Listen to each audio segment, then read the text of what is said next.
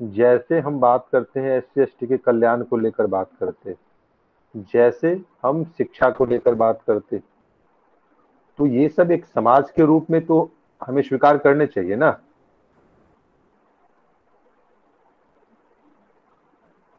हम्म। हाँ, तो सामाजिक वो तो मैं न्याय की हम जहां लोग का भी बात दायित्व करते बनता हैं, है कि जी सर। वही मैं कह रहा हूं कि जहां सामाजिक न्याय की बात करते हैं, एक समाज के नाते जो हमारा कर्तव्य है वो तो हमें करना पड़ेगा ना। हाँ सर। बातें स्पष्ट हो गई।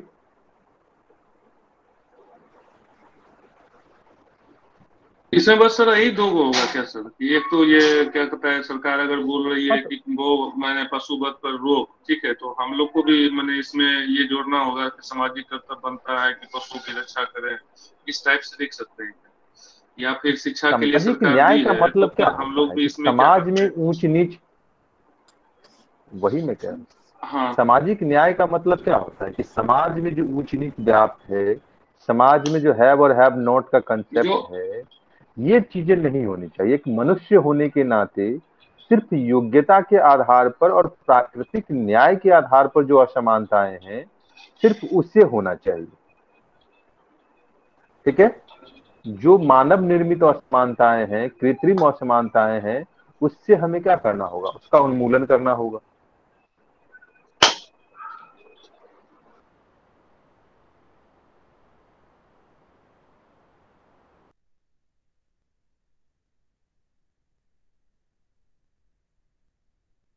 बात स्पष्ट हुई।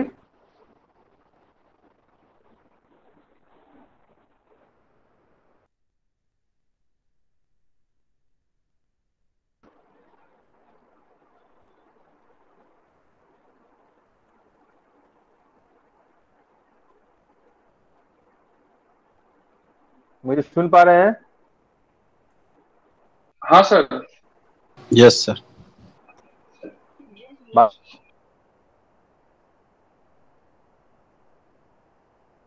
बातें स्पष्ट हो गई। हाँ सर।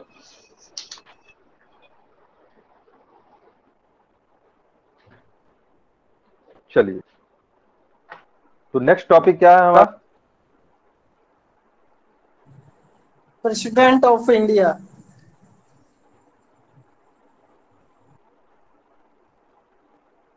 President of India. चलिए, लिखिए। राष्ट्रपति में क्या क्या आप लोगों को देखना है।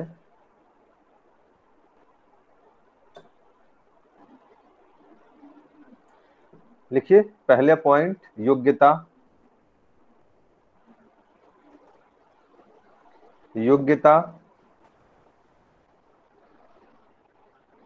या उससे पहले लिख लीजिए संवैधानिक प्रावधान। राष्ट्रपति को लेकर जो महत्वपूर्ण आर्टिकल हैं उसे देख लीजिएगा।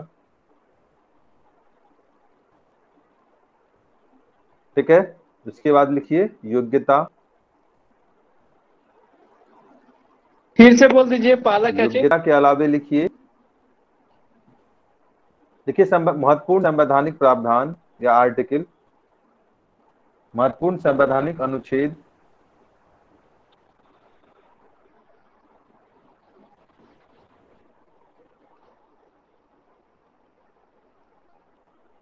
दूसरा लिखिए योग्यता, पद से संबंधित योग्यता।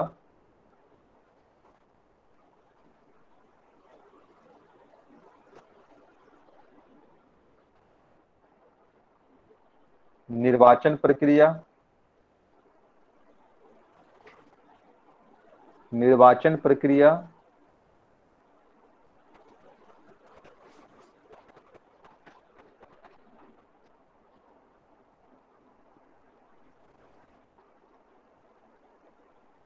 कार्यकारी कार्य एवं शक्तियां। राष्ट्रपति के कार्य एवं शक्तियां।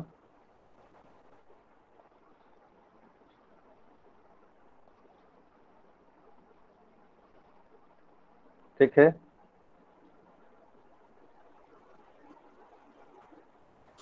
महत्वपूर्ण मुद्दे।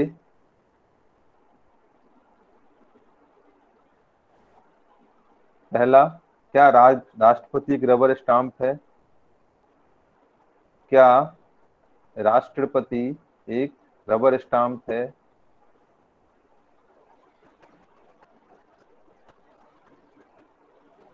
दूसरा, अध्यादेश से संबंधित विवाद, अध्यादेश जारी करने से संबंधित विवाद।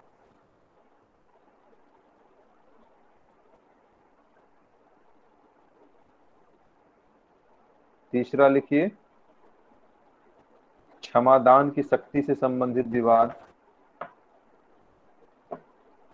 क्षमादान की शक्ति से संबंधित विवाद।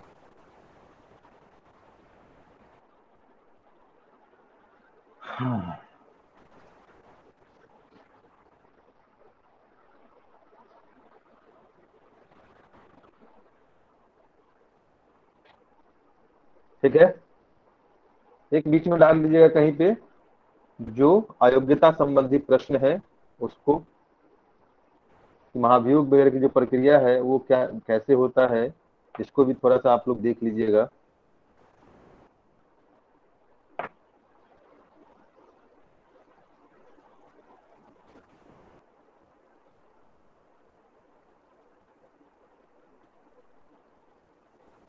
चलिए, लिख लिए?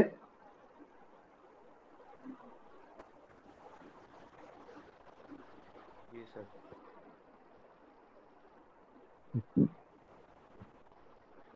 लिख लिया आप लोगों ने? Yes sir. चलिए, अब बताइए कि राष्ट्रपति से क्या क्या प्रश्न पूछा है, राष्ट्रपति से रिलेटेड क्या क्या प्रश्न है जो बीपीएससी ने पूछा है। भारतीय राष्ट्रपति के निर्वाचन की पद्धति का परीक्षण कीजिए। राष्ट्रपति के निर्वाचन की पद्धति का परीक्षण कीजिए। 41 बीपीएससी 1997।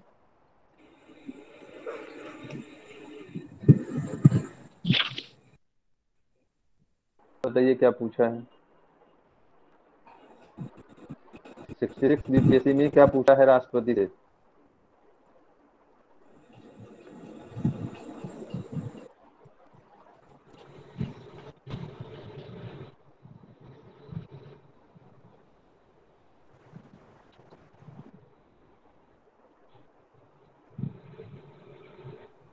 सिक्सटी सिक्स में सर पूछा हुआ है कि भारत के राष्ट्रपति की भूमिका परिवार के उस बुजुर्ग के समान है जो सभी प्राधिकार रखता है, किंतु यदि घर के शैतान युवा सदस्य उसकी न सुने तो वह कुछ भी प्रभावी नहीं कर सकता है। मूल्यांकन कीजिए। तो लिखिए, लिखवा दीजिए एसएस। ठीक है, ऐसे तो ग्रुप में डाल दिए पीडीएफ, ऐसे लिख लीजिए। भारत के राष्ट्रपति की भूमिका, अभी यहाँ पे लिखवाइए, वही ग्रुप लिखवा में तो रहे हैं। बहुत कुछ भारत डालते के रहते हैं आप लोग। राष्ट्रपति की भूमिका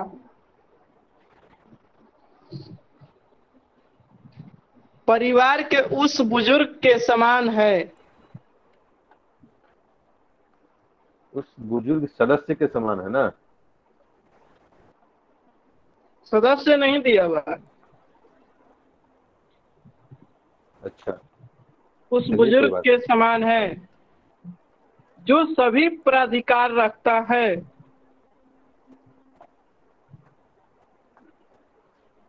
जो सभी जो प्राधिकार रखता सभी है, प्राधिकार रखता है। किंतु यदि घर के शैतान युवा सदस्य किंतु यदि घर के शैतान घर के युवा शैतान सदस्य उसकी न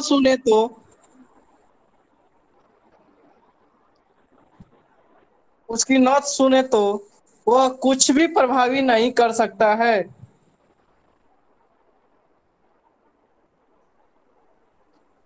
वह कुछ भी प्रभावी नहीं कर सकता है। मूल्यांकन कीजिए।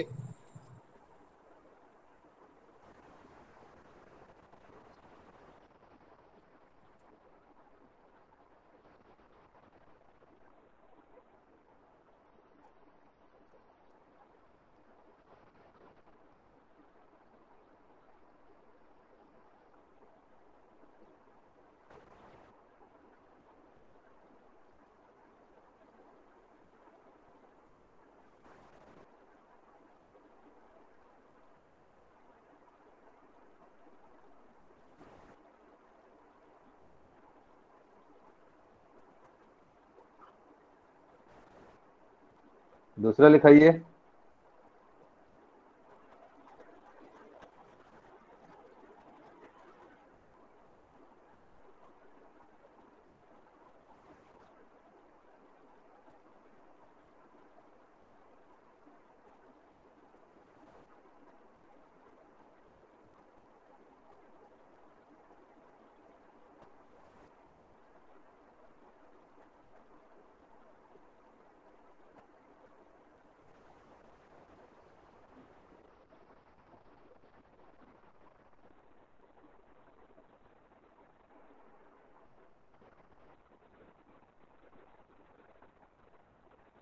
दूसरा प्रश्न लिखवाइए।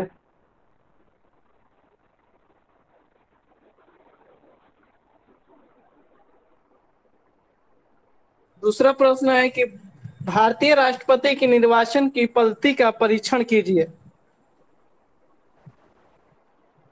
भारतीय लिखिए, भारतीय राष्ट्रपति राष्ट्रपति के किस साल का निर्वाचन क्वेश्चन है ये? 41 बीपीएससी 1997। 41 बीपी।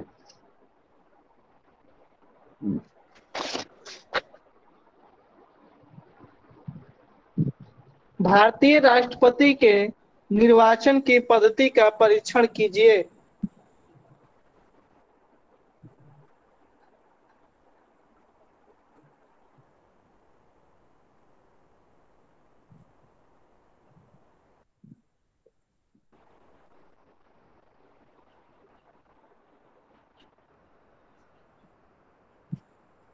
रिपीट कर दीजिए। भारतीय राष्ट्रपति के निर्वाचन की पद्धति का परीक्षण कीजिए।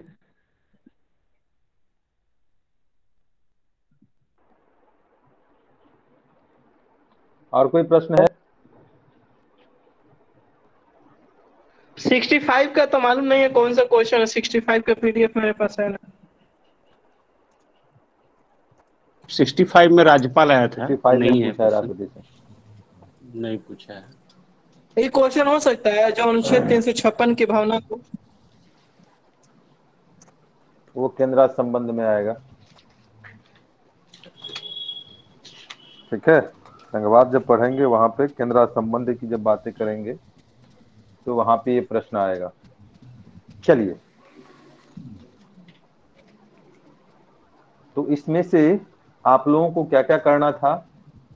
एक तो आपको राष्ट्रपति की जो योग्यता संबंधी बातें हैं, पद से संबंधित योग्यता की जो बातें हैं, उसका कार्य करना है। दूसरा कि निर्वाचन पद्धति को लेकर, निर्वाचन की जो प्रक्रिया है राष्ट्रपति का, उसका उल्लेख करना है अपने नोटबुक में। और तीसरा कि जो कार्य एवं शक्तियां हैं उसकी, उसको स्पष्ट करना है। ये आप किसी भी बुक से उसको पेन डाउन कर लीजिएगा, हो जाएगा।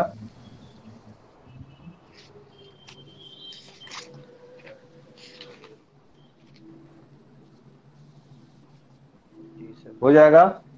एक बार बोल दीजिए क्या क्या करना है। देखिए, इसमें से जो ट्रेडिशनल पार्ट है कि जिसमें योग्यता के प्रश्न को लेकर या महत्वपूर्ण आर्टिकल है, उसको योग्यता का प्रश्न, निर्वाचन की प्रक्रिया और जो कार्य एवं शक्तियां हैं उसको आपको स्पष्ट करना है। किसी भी बुक से आप उसको पेन डाउन कर लीजिएगा। ठीक है,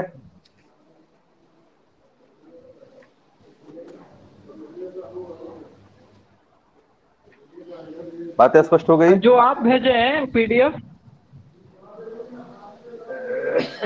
भाई ठीक है, उसका भी सहारा ले लीजिएगा। मेरे कहने का मतलब है कि ये आपका काम है। या तो नोटबुक से पेन डाउन कर लीजिए या फिर बुक से देख लीजिए उसको, क्योंकि ये ट्रेडिशनल चीजें हैं ना, तो इसमें तो कुछ व्याख्या का बात ही नहीं है। ठीक है, इसको कुछ एक्सप्लेन करने की जरूरत है? नहीं सर। ये तो आप लोगों ने पीटी के समय भी पढ़ा होगा। जी चलिए, सर। तो अब आते हैं राष्ट्रपति के संबंधित जो मुद्दे हैं विवाद के। उसमें पहला आता है या अन्य मुद्दों के संदर्भ में कि क्या राष्ट्रपति एक रबर स्टाम्प मात्र है, जो 66 बीपीएससी में क्वेश्चन आपसे पूछा है, यही पूछा है ना? बोलिए। हाँ, यही कहने का क्वेश्चन है ना मतलब तो 66 यही है। बीपीएससी में? नहीं सर, ये पहले पूछा गया था एक बार सर। ये सर, ये किसी का कथन है क्या? इन्वर्टेड कमा करके क्वेश्चन आया है तो? हाँ हाँ, ये स्टेटमेंट है, ये स्टेटमेंट है किसी का, और इसका जो सेंटर, जो सार तत्व है यही है कि जो राष्ट्रपति क्या है, एक रबर स्टाम्प मात्र है, और किन परिस्थितियों में वो रबर स्टाम्प मात्र नहीं। यही दो क्वेश्चन है प्रश्न के, क्योंकि आपसे क्या कह रहा है कि बुजुर्ग सदस्य हैं यह, और जो युवा सदस्य हैं, युवा सदस्य कहने का मतलब क्या है, जो संसद है वो, क्योंकि राज्य के कार्यकारी प्रमुख के रूप में आप या देश के कार्यकारी प्रमुख के रूप में आप उसे जानते हैं, यानी जितनी भी कार्यपालिका शक्ति होगी वो राष्ट्रपति के नाम से होगी। तो कहीं ना कहीं कहा गया कि जबकि वास्तविक रूप में तो ये चीजें सैद्धांतिक रूप, लेकिन वास्तविक रूप क्या है, तो वास्तविक रूप कहता है कि वास्तविक रूप में कार्यकारी एग्जीक्यूटिव पावर किसके पास होता है, प्रधानमंत्री के पास। और प्रधानमंत्री की विचारे क्या हो,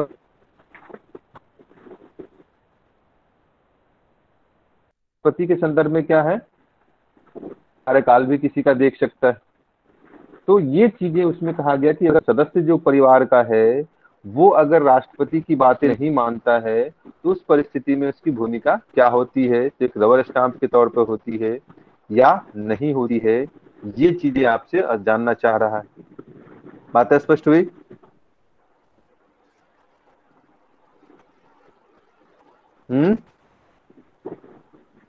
जी सर। चलिए, तो अब बात करते हैं राष्ट्रपति की। अगर सिंपल शब्दों में इसको कहें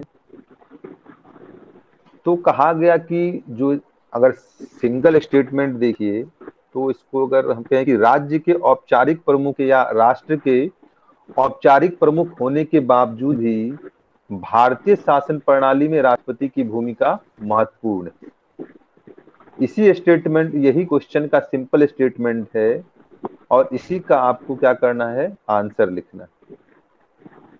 यानी कि जो औपचारिक प्रमुख कहने का मतलब क्या है कि संविधान के संरक्षक के रूप में इसकी भूमिका होती है कि वो, क्योंकि वह संविधान की शपथ लेता है। राष्ट्रपति क्या है, संविधान की शपथ लेता है, और उसकी अयोग्यता में भी तभी आप उसको कर सकते हैं जब वो संविधान का उल्लंघन करता है, ठीक है, तभी आप उस पर महाभियोग की प्रक्रिया को चला सकते हैं। तो अब दिखाना हमें यहाँ पर यह चाहिए था कि इसमें औपचारिक रूप से राष्ट्रपति की भूमिका क्या है, ठीक है। तो जब हम औपचारिक रूप से राष्ट्रपति की भूमिका की बात करते हैं तो पहला क्या है कि भारतीय राष्ट्रपति न केवल क्या है, संविधान का संरक्षक है, अपितु संपूर्ण भारत का निर्वाचित प्रतिनिधि भी है। क्यों निर्वाचित प्रतिनिधि है? क्योंकि वो राष्ट्र का प्रथम नागरिक होता है, राष्ट्र का प्रमुख व्यक्ति होता है, और साथ ही साथ राष्ट्र की एकता और अखंडता और उसकी सुदृढ़ता का एक प्रतीक स्थल भी। तो इस कारण से कहा गया कि राष्ट्रपति की भूमिका क्या हो जाती है, तो एक संविधान के संरक्षक के रूप में, एक भारत के निर्वाचित प्रतिनिधि के रूप में, ठीक है, एक प्रथम नागरिक के रूप में, और तथा राष्ट्र की एकता, अखंडता और सुदृढ़ता के संरक्षक के रूप में। अब यहां से क्या हो जाएगा, जब उसकी औपचारिक भूमिका की शुरुआत होगी, मतलब क्या कि वो सदस्य क्या है, बुजुर्ग सदस्य के समान। तो इसमें क्या है कि भारत ने क्या किया है, संसदीय प्रणाली को अपनाया, और संसदीय प्रणाली की जो व्यवस्था है उसमें क्या है, तो राष्ट्रपति राष्ट्र का कार्यकारी प्रधान होता है, सरकार का कार्यकारी प्रधान होता है, जबकि सैद्धांतिक रूप से ये होता है। जबकि वास्तविक रूप से क्या है, तो वास्तविक रूप से जो कार्यकारी शक्तियां होती हैं वो प्रधानमंत्री और उसके मंत्रिमंडल में निहित होता है। और राष्ट्रपति के संदर्भ में क्या कहा गया कि वो बुजुर्ग इसलिए है क्योंकि वो अपनी कार्यकारी शक्ति का प्रयोग प्रधानमंत्री के नेतृत्व वाली मंत्रिमंडल की सहायता एवं सलाह से करता है। यानी कि सामान्य अगर परिस्थितियां हो तो वहां पर क्या है कि प्रधान जो मंत्रिमंडल की जो बातें हैं, सिफारिशें हैं, उसको मानने के लिए राष्ट्रपति क्या है, बाध्य है। यही संवैधानिक प्रक्रिया है ना। जी सर। बोलिए। Yes sir. इसी को लेकर संविधान सभा में विवाद की स्थिति भी उत्पन्न हुई थी और तब अंबेडकर ने राष्ट्रपति की स्थिति को लेकर स्टेटमेंट दिया था। और स्टेटमेंट में कहा था, लिख लीजिए आप लोग स्टेटमेंट, अंबेडकर का स्टेटमेंट लिख लीजिए। लिखिए, भारतीय संविधान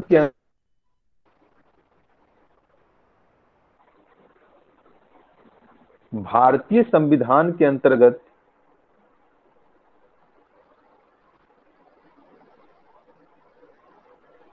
राष्ट्रपति की स्थिति वही है, राष्ट्रपति की स्थिति वही है जो भारतीय संविधान के अंतर्गत राष्ट्रपति की स्थिति वही है जो ब्रिटिश संविधान के अंतर्गत राजा की है, जो ब्रिटिश संविधान के अंतर्गत राजा की है।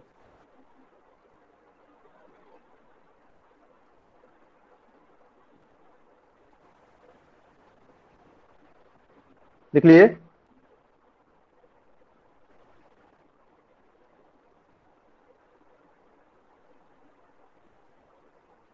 Yes sir.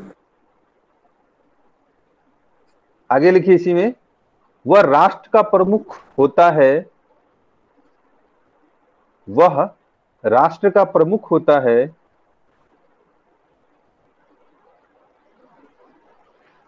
वह राष्ट्र का प्रमुख होता है पर कार्यकारी नहीं होता,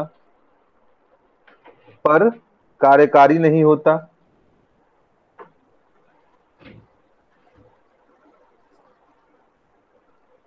वह राष्ट्र का प्रमुख होता है पर कार्यकारी नहीं होता। वह राष्ट्र का प्रतीक है, वह राष्ट्र का प्रतीक है तथा प्रशासन में औपचारिक रूप से सम्मिलित है।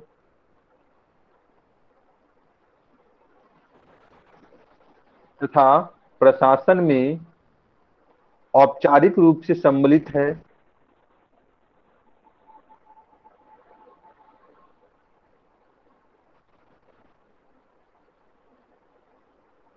अर्थात एक मुहर के रूप में है, अर्थात एक मुहर के रूप में है जिसके नाम से निर्णय लिए जाते हैं, जिसके नाम से सारे निर्णय लिए जाते हैं।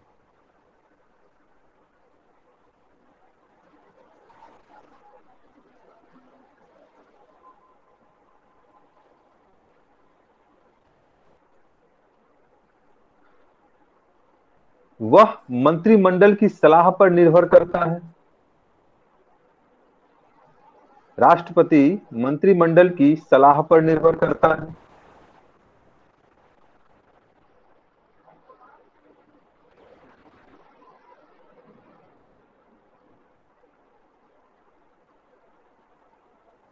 तथा उसकी सलाह के विरुद्ध अथवा सलाह के बिना कुछ नहीं कर सकता। वह मंत्रिमंडल की सलाह पर निर्भर करता है तथा उसकी सलाह के विरुद्ध अथवा सलाह के बिना कुछ नहीं कर सकता।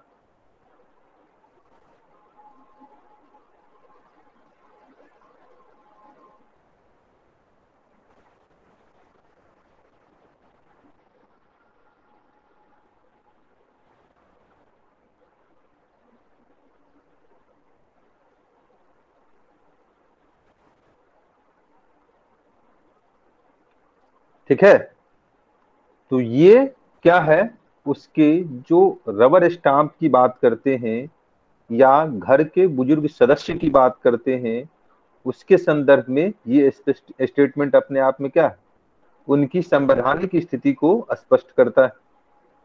बातें स्पष्ट हुई?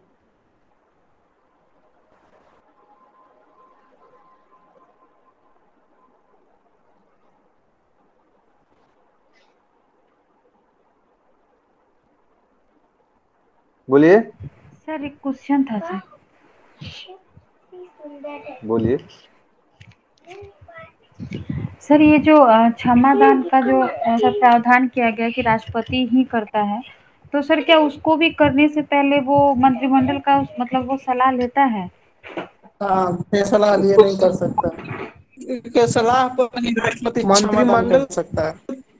गृह मंत्रालय का तो गृह मंत्रालय का रिपोर्ट नहीं जाएगा तब तक राष्ट्रपति कुछ नहीं कर सकता। ठीक है जी सर। चलिए। हाँ सर, एक और क्वेश्चन था सर। बोलिए। सर एक और क्वेश्चन था। बोलिए। जैसा कि सर यहाँ पे बताया गया है सैद्धांतिक रूप से, सैद्धांतिक रूप से राष्ट्रपति जो होता है राष्ट्र का प्रमुख होता है। ठीक है। ठीक है। और जो भी करेगा, वो जो भी सलाह जो भी कार्य करेगा वो आपको मंत्रिमंडल की सलाह से ही करेगा।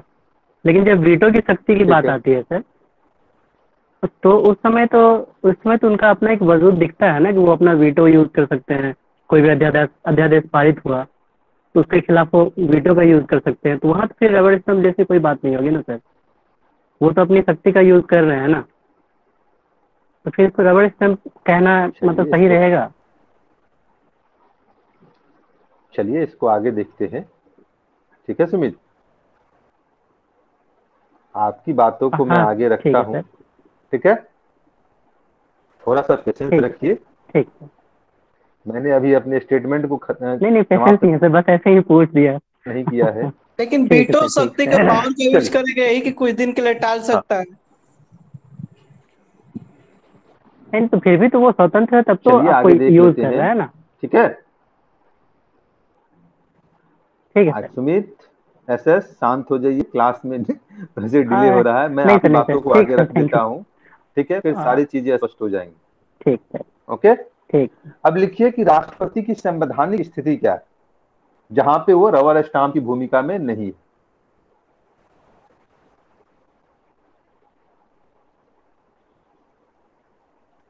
तो पहली बात लिखिए, आर्टिकल 53 क्या कहता है। आर्टिकल 53 कहता है कि संघ की कार्यपालिका शक्ति राष्ट्रपति में निहित होगी।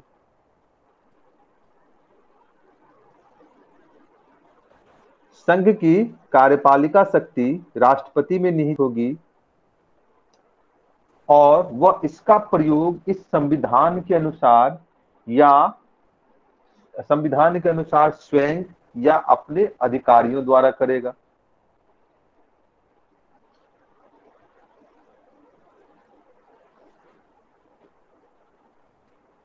ठीक है, संघ की कार्यपालिका शक्ति राष्ट्रपति में निहित होगी और वह इसका प्रयोग इस संविधान के अनुसार स्वयं या अपने अधिकारियों के द्वारा करेगा।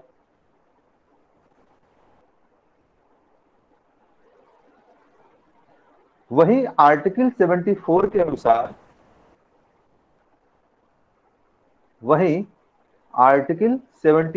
अनुसार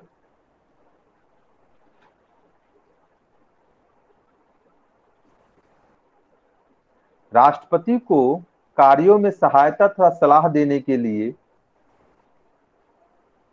राष्ट्रपति को उसके कार्यों में सहायता तथा सलाह देने के लिए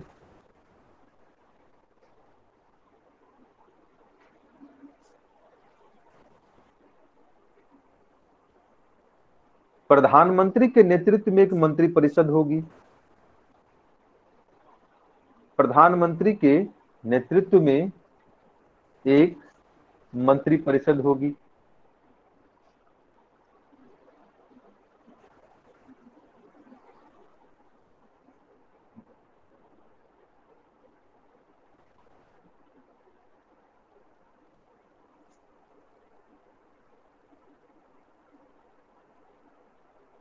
और वह संविधान के अनुसार अपने कार्य व कर्तव्यों का उनकी सलाह पर निर्वहन करेगा।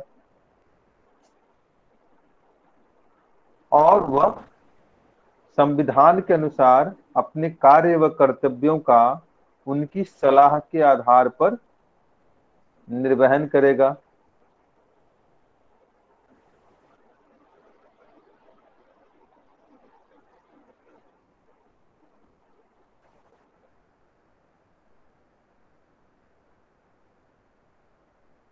नेटवर्क प्रॉब्लम हो रही है सर आपके। आवाज कट रहा है क्या? हाँ, लग रहा है मुझे भी। अब ठीक है? अभी आ रही है आवाज? हाँ, आवाज आ रही है। लिखिए, तो वही आर्टिकल 74 के अनुसार वह संविधान के अनुसार अपने कार्यों व कर्तव्यों का, सॉरी ऐसे लिखिए, कहाँ लिखे हैं? आर्टिकल 74 के अनुसार राष्ट्रपति को सहायता सलाह देने के लिए प्रधानमंत्री के नेतृत्व में एक मंत्रिपरिषद होगी। यहां तक लिख लिए हैं? जी सर। जी सर। और आगे सर आप बोले ना कि और वह संविधान के अनुसार अपने कार्य एवं कर्तव्यों का उनकी सलाह पर निर्वहन करेगा। ठीक है, नेक्स्ट लिखिए, वही तथा आर्टिकल 75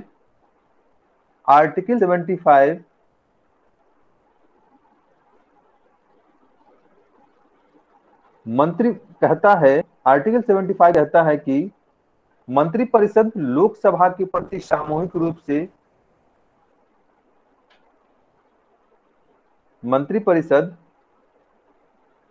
सामूहिक रूप से लोकसभा के प्रति, जबकि व्यक्तिगत रूप से राष्ट्रपति के प्रति जिम्मेदार होगा। जबकि मंत्री व्यक्तिगत रूप से राष्ट्रपति के प्रति उत्तरदायी होगा। मंत्रिपरिषद सामूहिक रूप से लोकसभा के प्रति, जबकि मंत्री व्यक्तिगत रूप से राष्ट्रपति के प्रति उत्तरदायी होगा।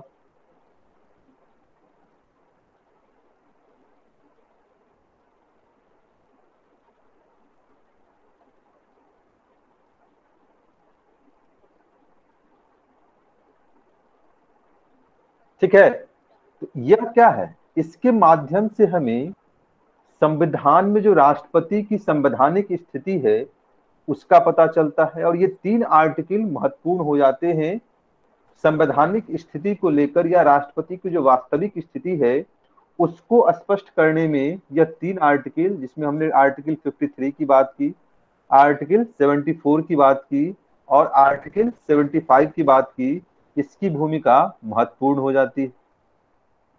यहां तक बात स्पष्ट हो गई?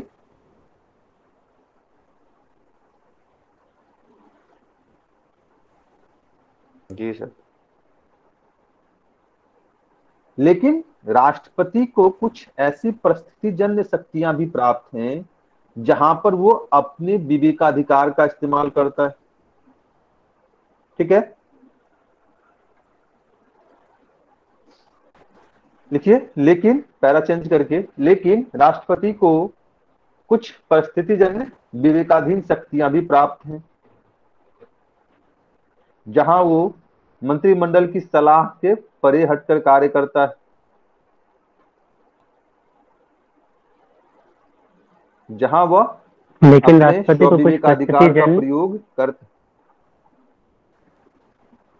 लेकिन राष्ट्रपति को कुछ परिस्थितिजन शक्तियां भी प्राप्त हैं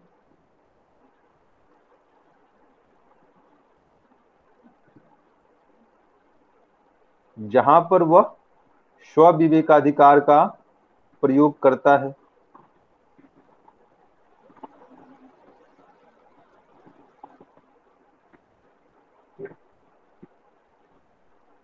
जैसे लोकसभा में किसी दल को स्पष्ट बहुमत न हो, लोकसभा में किसी दल को स्पष्ट बहुमत, किसी दल या गठबंधन को स्पष्ट बहुमत न हो,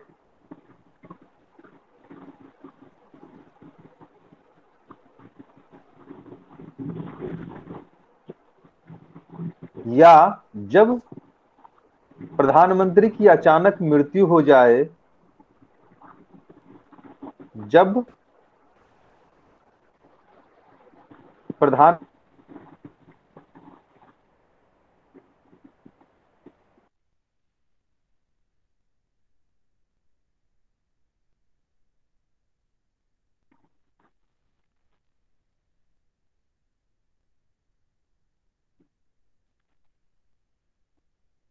हो,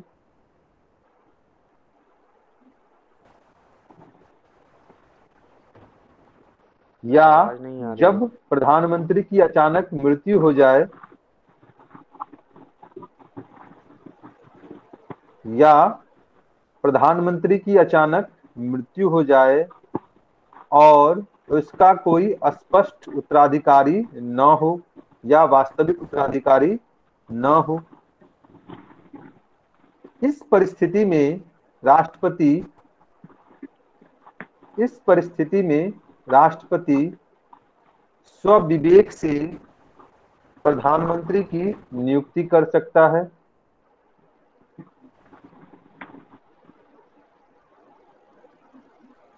स्वविवेक से प्रधानमंत्री की नियुक्ति कर सकता है तथा उसे सदन में बहुमत सिद्ध करने के लिए समय देता है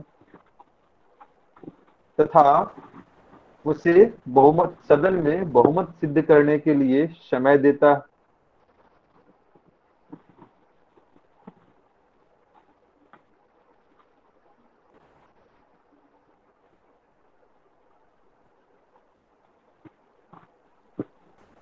ठीक है, इसके अलावा लिखिए कि वह सदन में सरकार के विश्वास मत में असफल होने, सदन में सरकार के विश्वास मत में असफल होने या अविश्वास प्रस्ताव पारित होने या अविश्वास प्रस्ताव पारित होने या बहुमत खोने की स्थिति में या बहुमत खोने की स्थिति में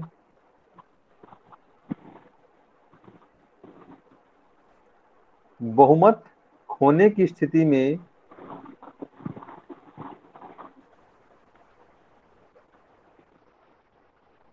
मंत्रिमंडल को विघटित कर सकता है। मंत्रिमंडल को विघटित कर सकता है।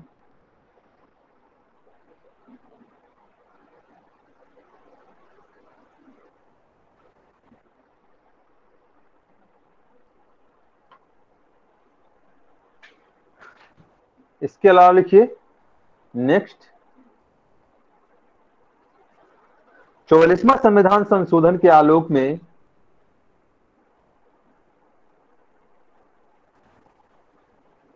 राष्ट्रपति को एक बार संबंधित विधेयक के संबंध में पुनर्विचार की शक्ति का अनुप्रयोग 44वें संविधान संशोधन के आलोक में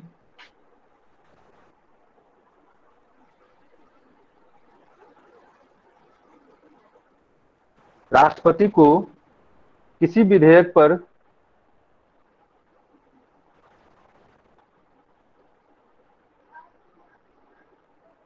एक बार सदन को पुनर्विचार करने के लिए कहने का अधिकार है। किसी विधेयक पर सदन को एक बार पुनर्विचार के लिए भेजने का अधिकार है।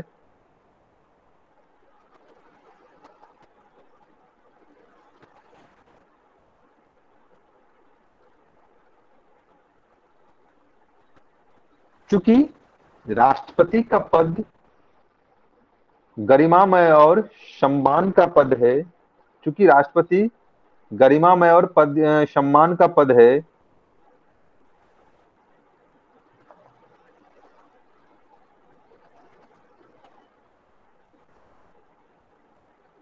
जैसा कि सम्मान का पद है और उनके पुनर्विचार का विशेष महत्व होता है, उनके लिए भेजे जाने का तो होता है।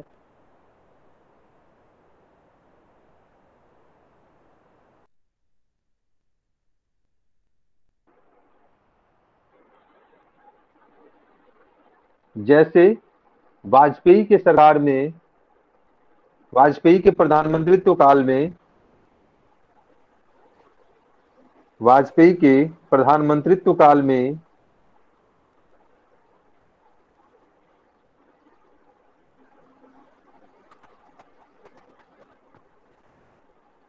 बिहार में राष्ट्रपति शासन लगाने को लेकर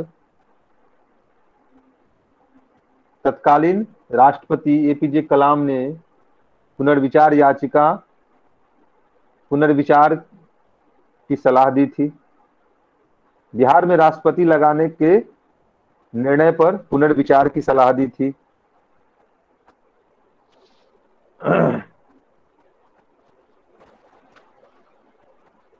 बिहार में राष्ट्रपति शासन लगाने के क्रम में पुनर्विचार की सलाह दी थी।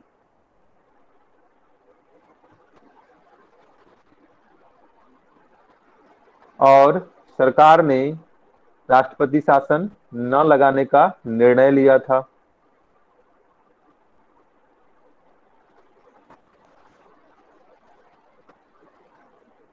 और सरकार ने राष्ट्रपति शासन न लगाने का निर्णय लिया था।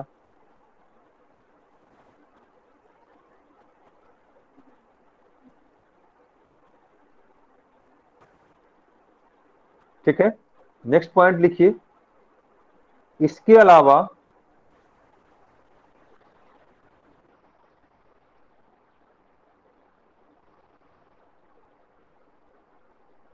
किसी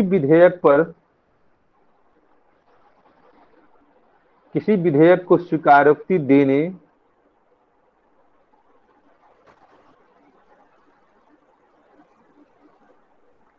को लेकर किसी संवैधानिक प्रावधान का न होना भी,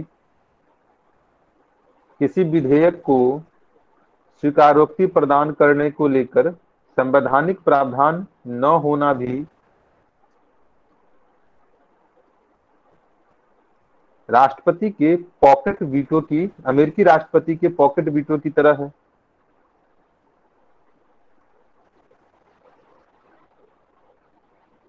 फिर से सर। इसके अलावा किसी विधेयक पर स्वीकारोक्ति देने के संवैधानिक प्रावधान के समय सीमा संबंधी संवैधानिक प्रावधान न होने के कारण राष्ट्रपति पॉकेट वीटो का इस्तेमाल करता है।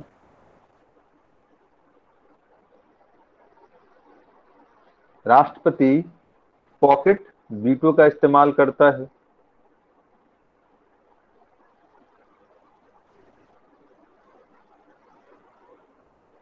ठीक है, जैसे कि सर एक बार राजीव और गांधी के प्रधानमंत्रित्व, लिख लीजिए, कि देखिए हमने यहाँ पर ये स्पष्ट किया कि मान लीजिए कि सदन के द्वारा पारित किसी विधेयक को राष्ट्रपति के समक्ष सिग्नेचर के लिए भेजा जाता है, क्योंकि सिग्नेटरी तो वही है, लेकिन संवैधानिक रूप से इस बात का कोई स्पष्ट उल्लेख नहीं है कि राष्ट्रपति कितने दिनों में इसको साइन करके पुनः सदन के पास भेज देगा। है कोई प्रोविजन इसका? नहीं सर।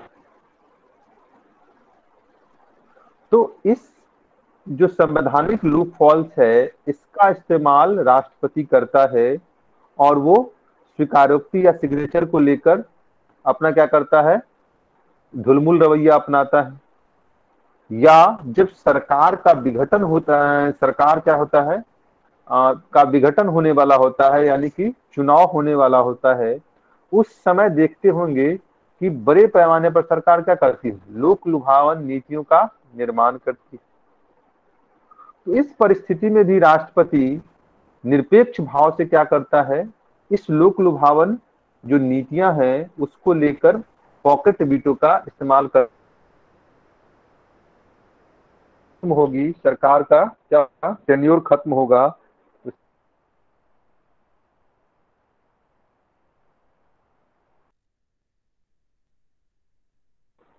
जो है विधेयक की स्वीकारोक्ति को लेकर राष्ट्रपति के पास शक्तियां हैं।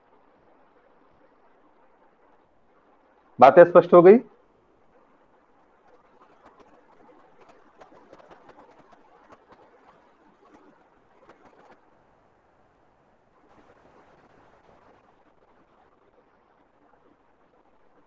जी सर। जैसा कि आप देखे होंगे कि प्रधानमंत्री जब राजीव गांधी प्रधानमंत्री थे, उस समय डाक विधेयक को लेकर एक विधेयक पारित किया गया था और ज्ञानी जैल सिंह ने क्या किया था, इसको लेकर उपेक्षापूर्ण दृष्टिकोण अपनाया था विधेयक को लेकर, और परिणाम स्वरूप प्रधानमंत्री और राष्ट्रपति के बीच तनाव की स्थिति देखी गई। ठीक है, तो ये चीजें हमें स्पष्ट करना पड़ेगा। ठीक है, इसके अलावा कुछ बातें और कर सकते हैं, जैसे कि चूंकि किसी भी मंत्री को नियुक्त करने का अधिकार किसे है, राष्ट्रपति को, राष्ट्रपति को है, प्रधानमंत्री की सिफारिश पर। लेकिन वास्तविक अर्थों में देखिए तो यह प्रधानमंत्री की सिफारिश पर ही उसे क्या कर सकता है, नियुक्त कर सकता है और उसको बर्खास्त कर सकता है। यानी कहने का मतलब क्या है कि यहाँ पर अगर शैतान युवा सदस्य है तो इस बुजुर्ग सदस्य के पास कोई विशेष अधिकार नहीं है कि उसे क्या करे, पद से हटाए।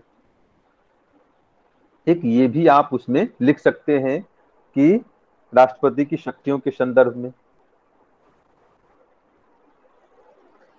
जो औपचारिक शक्तियां हैं या अनौपचारिक प्रमुख के रूप में जब कार्य करता है तो वहां पर,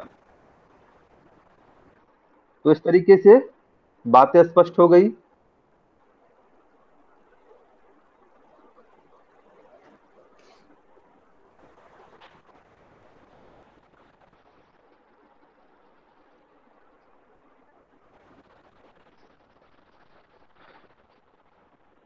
बातें स्पष्ट हुई? सर ओवरऑल सर कह सकते हैं कि सर डायरेक्टली मतलब ये कोई ऐसा नहीं कर सकते हैं, पर इनडायरेक्टली अगर ये चाहें तो विधेयक को रोक के रख के उसको निरस्त करवा सकते हैं। हाँ, आप निरस्त मान तो लीजिए नहीं होगा ना। पुनर्विचार के लेंगे, हाँ वही निरस्त नहीं होगा, आप वो सिर्फ रखा रह जाएगा ठंडे बस्ते में, आम बोलचाल की भाषा में कहिए तो ठंडे बस्ते में चला जाएगा। तो इसका निष्कर्ष यही होगा कि यह सही है कि संवैधानिक रूप से राष्ट्रपति एक बुजुर्ग सदस्य के समान है, लेकिन कई ऐसी राजनीतिक और संवैधानिक परिस्थितियां जन्म लेती हैं जहां पर राष्ट्रपति की भूमिका महत्वपूर्ण हो जाती है। ठीक है,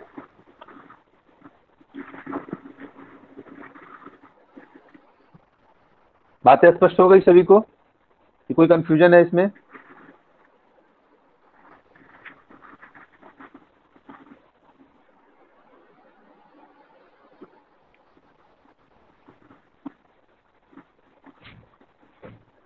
है या नहीं है? स्पष्ट हो गया है सर। चलिए आगे बढ़े। नेक्स्ट क्या था? जी।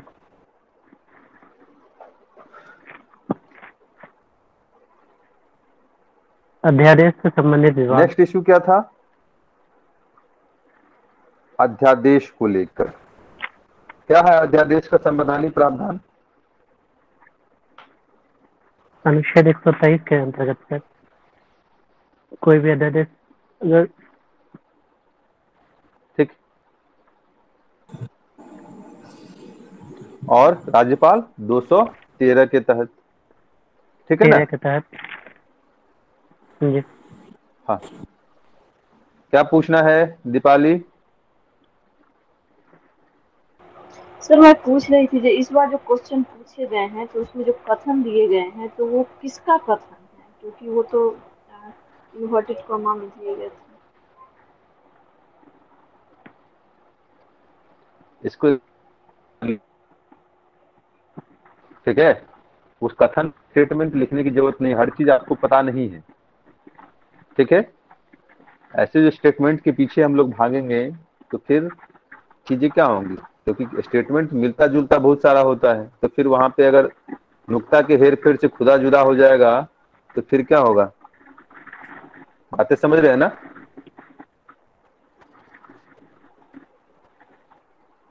सुमित माइक ऑफ कर लीजिए आप।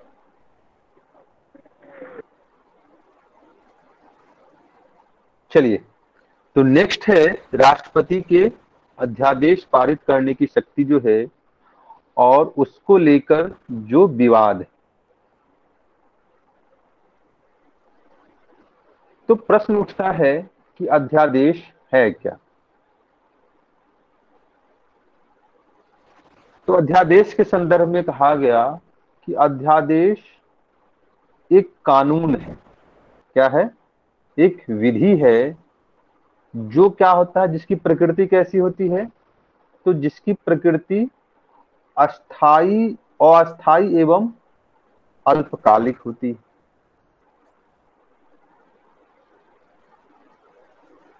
ठीक है, अध्यादेश क्या है? एक विधि है या कानून है जिसकी प्रकृति अस्थाई एवं अल्पकालिक होती है, अस्थाई एवं अल्पकालिक होती है। क्यों? क्योंकि आपने पढ़ा होगा कि जो इसका टाइम पीरियड होता है वो कितने दिनों का होता है? 5 साल। 5 साल। 6 मंथ।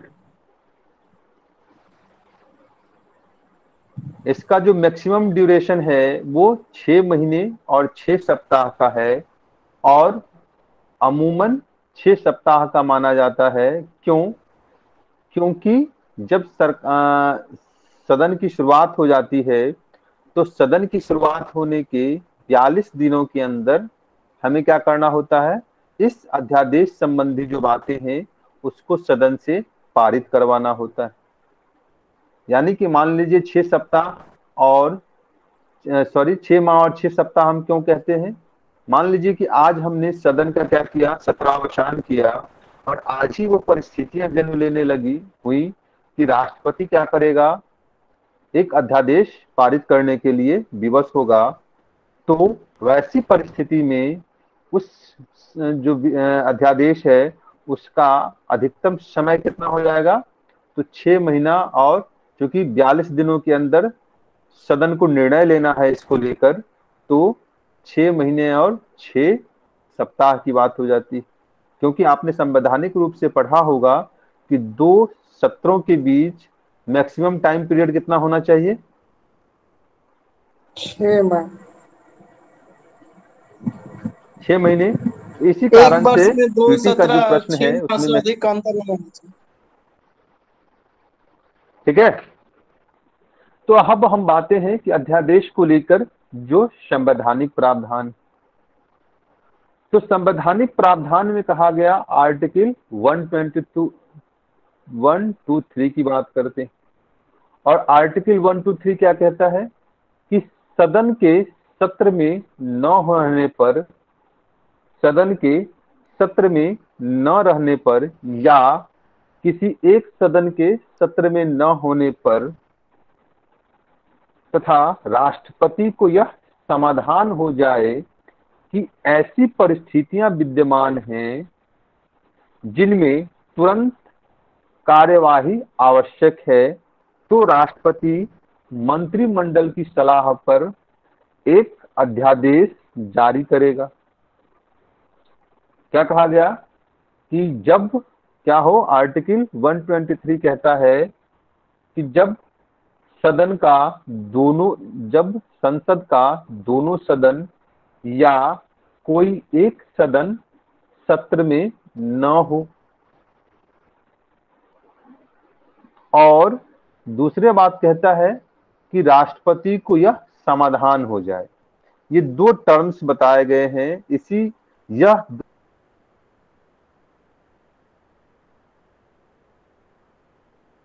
तो शर्त जब तक पूरा नहीं होगा करेगा। तो कि सदन का होना चाहिए, क्योंकि किसी भी विधेयक को पारित होने के लिए दोनों सदन की आवश्यकता होती है ना।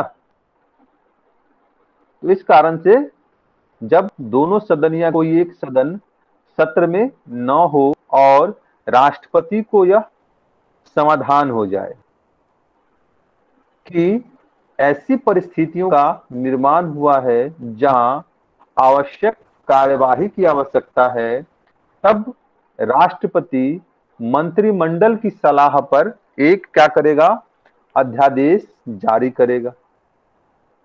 और इस अध्यादेश की वही स्थिति होगी जो सदन द्वारा पारित विधेयक की होती या कानून की होती, और वो सभी सीमाएं लागू होंगी जो सदन द्वारा पारित किसी विधि या कानून पर होता है। ठीक है, बातें स्पष्ट हो गई?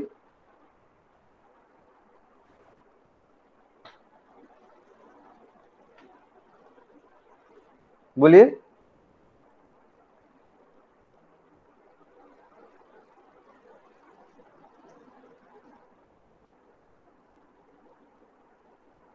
जी सर।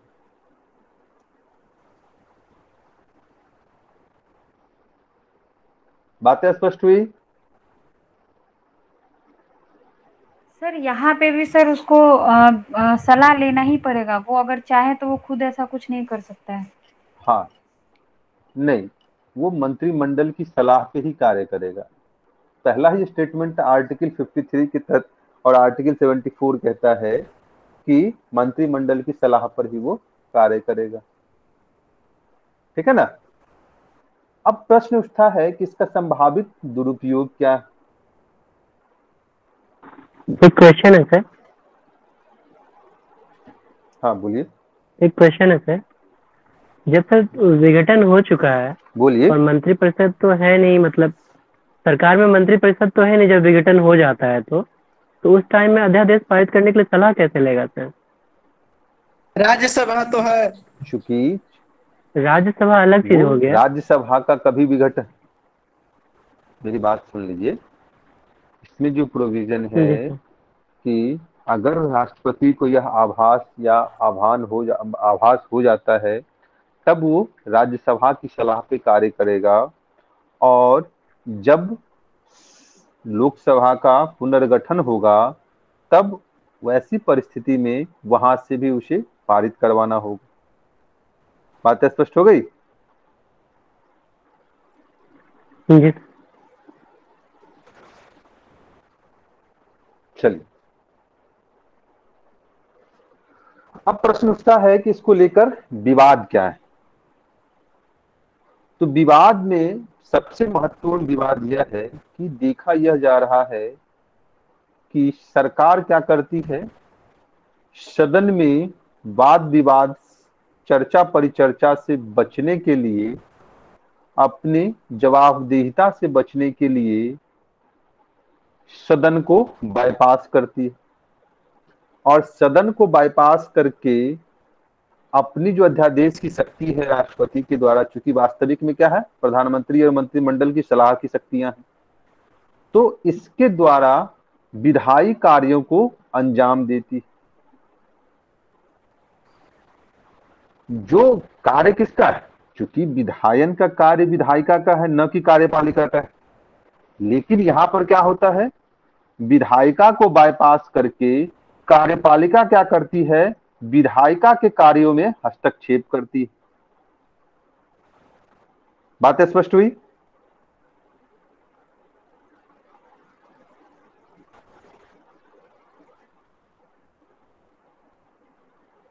सर नहीं समझ में आया। फिर से सर एक बार। समझ में नहीं आया? चलिए ये बताइए कि किसी विधेयक के निर्माण करने और उसे पारित करने का अधिकार किसको है? सर विधेयक तो सदन में पास होता है और फिर जो राष्ट्रपति के पास जाता है तो वो अधिनियम बन जाता है, जब साइन या मोहर लग जाता है तो। मैं वही आपसे पूछ रहा हूँ फरा, ये बताइए तो उसको सदन को क्या कहते हैं? विधायिका कहते हैं। Yes sir. सरकार के 3 अंग है ना, यस विधायिका, कार्यपालिका और राष्ट्रपति। Yes sir. यानी सरकार के नहीं, सदन के 3 अंग हैं। सदन के 3 अंग। तो ऐसी परिस्थिति में विधेयक के निर्माण का कार्य किसका है?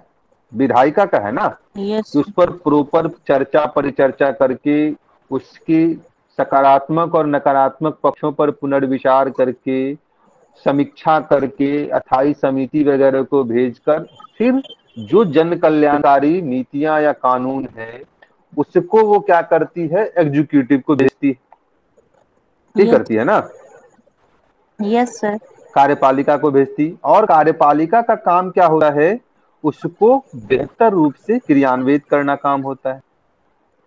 लेकिन यहां पर क्या होता है, यहां पर हम करते क्या हैं, विधायिका की जो शक्तियां और कार्य हैं उसको हम बाईपास करते हैं, उसको हम अवहेलना करते हैं या उसका हस्तक्षेप करते हैं उसमें। और यह हस्तक्षेप कौन करता है, तो यह एग्जीक्यूटिव करता है, कार्यकारी शक्तियां कार्यपालिका करती है।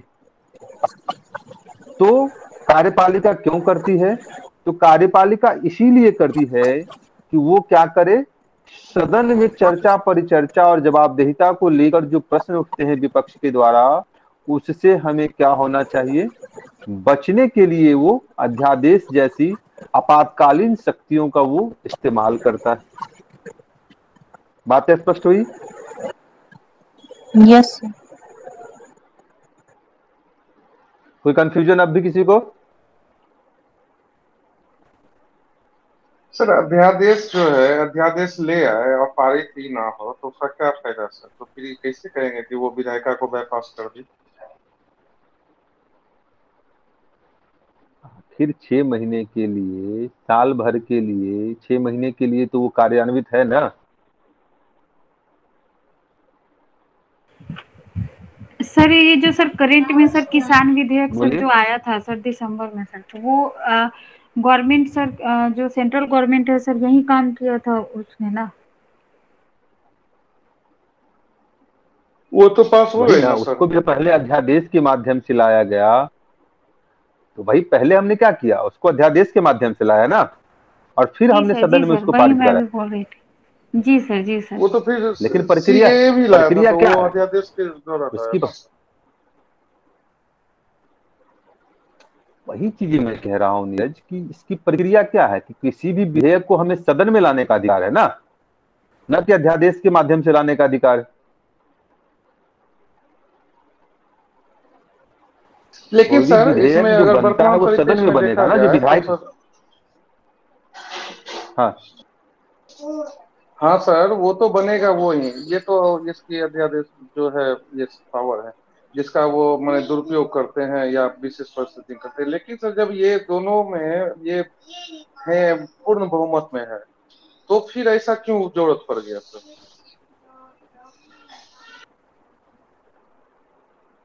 अब वही तो मैं कह रहा हूं ना कि पूर्ण बहुमत में है तो वहां पे चर्चा परिचर्चा की स्थिति आती है ना, आपको आखिर जवाब देना पड़ता है। अब यहाँ पे सरकार के पक्ष तो सुन लीजिए, ये तो सैद्धांतिक पक्ष है या विपक्ष का आरोप है। अब इसका सरकार का पक्ष क्या है पहले ये तो जान लीजिए ना। अब यहाँ पे सरकार का पक्ष क्या है, सरकार क्या कहना चाहती है? तो सरकार कहती है कि विपक्ष क्या करता है, विधायिका में चर्चा परिचर्चा से बचना चाहती है, सदन की कार्यवाही में बाधा पहुंचाती है, और ऐसी परिस्थिति में हमें मजबूरन अध्यादेश के माध्यम से जो सरकार की नीतियां और कार्यक्रम हैं उसको क्रियान्वित करने के लिए विवश होना पड़ता है। बातें स्पष्ट हुई नीरज? हाँ सर, हो गई सर। लेकिन कभी कभी देखते हैं सर वो कि भारी मैंने संसद में हो रहा है, कुर्सी फेंका फेंकी हो रहा है, फिर भी जो है वो जो है अपना पारित करवा के वोटिंग करवा के निकल जाता है।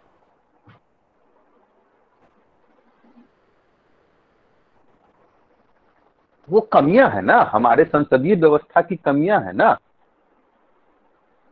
कि जहां पे सदन का बहिर्गमन हो गया और बिना चर्चा परिचर्चा के विधेयक पारित हो गया। तो ये हमारे लोकतंत्र की कमियां हैं, हमारे लोकतंत्र के लिए हानिकारक है ना ये चीजें। एक संस्था के रूप में संसद की गरिमा का ह्रास है ना ये, ठीक है? जी सर, ये तो पूरे हरास है। भारत का देखा देखी अभी परसों के न्यूज में देखे कौन ने आगे बढ़े लिया है सर, कुर्सी फेंका फेंकी वहां भी किया। चलिए, तो अब आते हैं कि वो क्या क्या परिस्थितियां हैं जिसके माध्यम से क्या है इस पर पर्याप्त सुरक्षा उपाय लगाया गया, कि सरकार और न्यायिक निर्णय भी आया है इसको लेकर कि सरकार किन परिस्थितियों में जो है अध्यादेश ला सकती या न्यायिक निर्णय इसको लेकर क्या है। तो पहली बात कहा गया कि आर्टिकल 123 का क्लॉज 2 सब क्लॉज ए क्या कहता है। तो आर्टिकल 123 का क्लॉज 2 सब क्लॉज ए कहता है कि दूसरे सदन के सत्र के शुरू होने की तिथि से 6 सप्ताह के भीतर, ठीक है, दूसरे सदन के सत्र के शुरू होने की तिथि से 6 सप्ताह के भीतर संसद या तो अध्यादेश पारित करेगा, अन्यथा इस अवधि के बाद यह अप्रभावी हो जाएगा। यानी कि हमने कहा कि जो 42 दिन का टेन्योर है कि हमें दोनों सदन से उसको क्या करना होगा, पारित कराना होगा, वो अगर नहीं होता है तो स्वाभाविक रूप से अध्यादेश अप्रभावी हो जाएगा।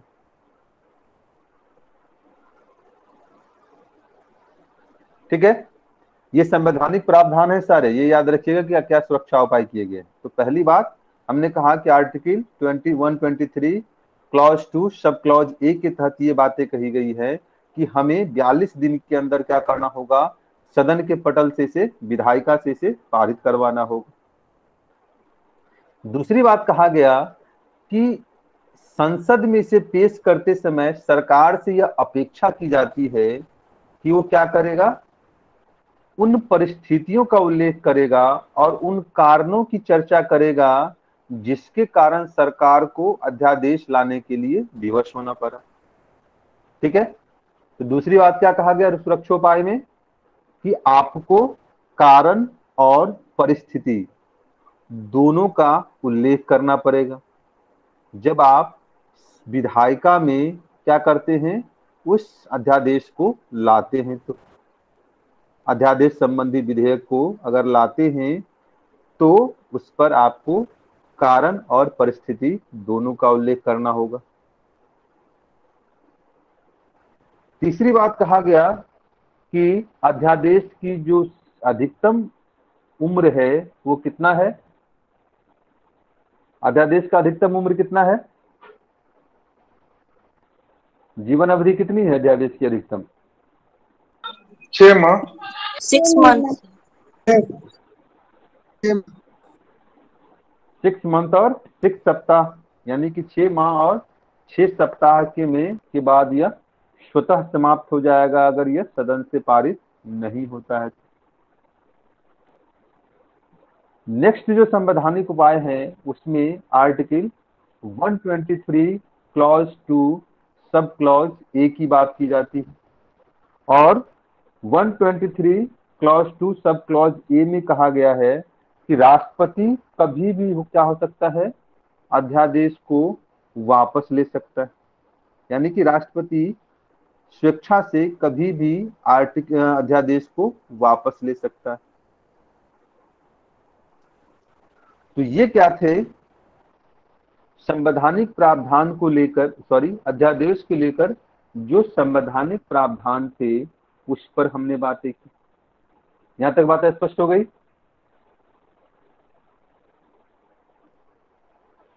हाँ सर।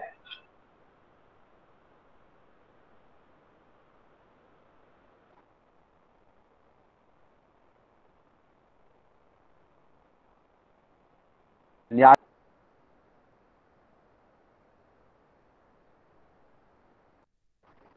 जो 1986 में आया था। कब आया था डीसी वाधवा?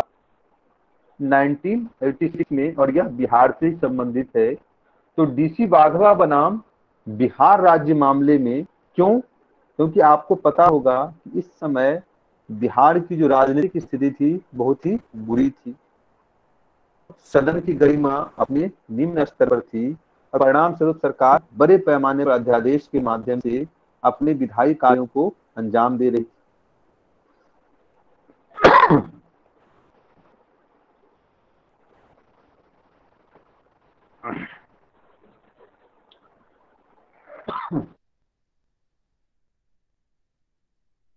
सर एक क्वेश्चन था सर।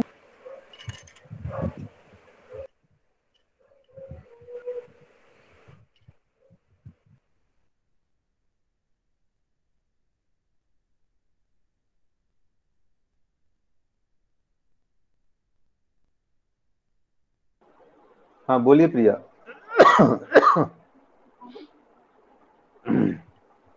सर जैसे सर सामान्य विधेयक में सर ये जो पॉकेट वीटो का इस्तेमाल राष्ट्रपति कर सकता है, तो सर क्या अध्यादेश में भी वो इसको होल्ड करके रख सकता है या फिर उसको अध्यादेश में भी सर तुरंत एक्शन कर लेना पड़ता है?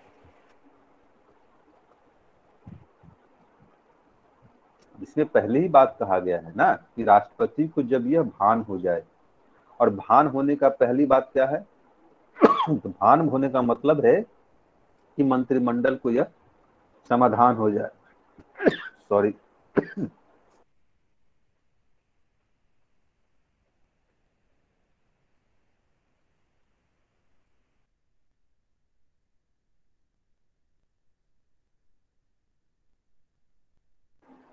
ठीक है, बात स्पष्ट हो गई प्रिया?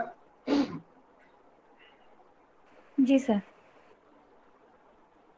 चलिए, तो हम बात कर रहे थे डीसी वाधवावाद की जो 1986 में आया था, और इसमें न्यायालय ने कार्यपालिका के जो अध्यादेश जारी करने की शक्ति है उसकी समीक्षा की थी और कुछ दिशा निर्देश तय किए थे। ठीक है, तो डीसी वाधवावाद में न्यायपालिका ने कुछ गाइडलाइन निर्धारित किए कि किन परिस्थितियों में आपको अध्यादेश को लेकर आगे बढ़ना है।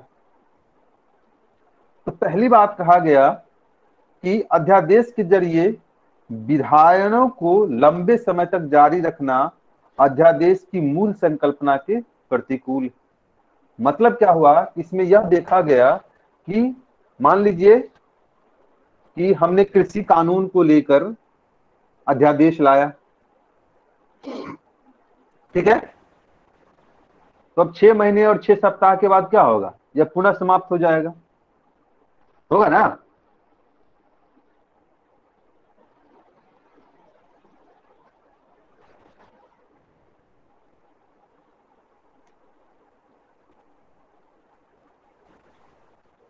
तो 6 सप्ताह और 6 महीने और 6 सप्ताह के बाद यह स्वतः समाप्त हो जाता था। और ऐसी परिस्थिति में सरकार क्या करती थी, पुनः उसे अध्यादेश के माध्यम से पारित कर देती थी। यानी कि बार बार हम अध्यादेश के माध्यम से एक ही विधेयक को क्या करते थे, पारित करवाकर उसका लाभ लेने की कोशिश करते थे।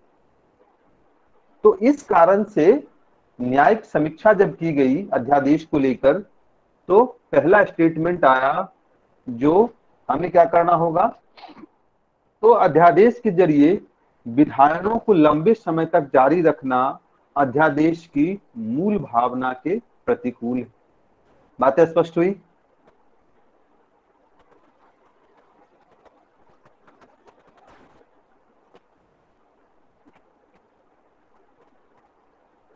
बातें स्पष्ट हुई? जी सर।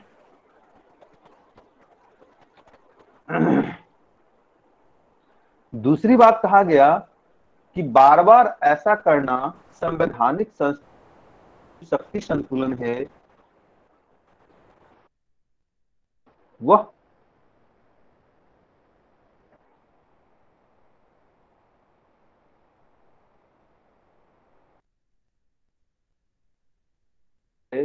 उसका यह उल्लंघन। तीसरी बात न्यायालय ने कहा कि संवैधानिक सिद्धांत पर जोर देता है वो। और संवैधानिक सिद्धांत क्या है, तो प्राथमिक रूप से जो विधेयक है उसे पारित करना विधायिका का कार्य है, न कि कार्यपालिका का।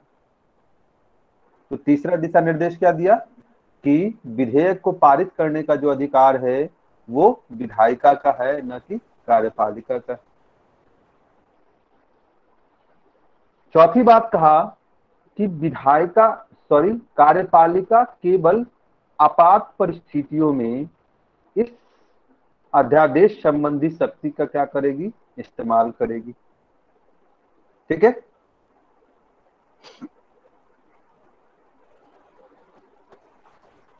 तो ये वो न्यायिक निर्णय थे जिसके आधार पर हम क्या करते हैं, इसके पक्ष और विपक्ष के साथ ही साथ जो न्यायिक निर्णय है उस पर चर्चा परिचर्चा करते। बातें स्पष्ट हो गई?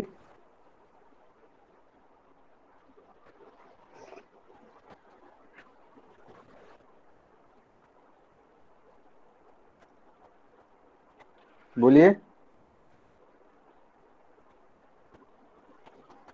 जी सर। मुझे सुन पा रहे आप लोग?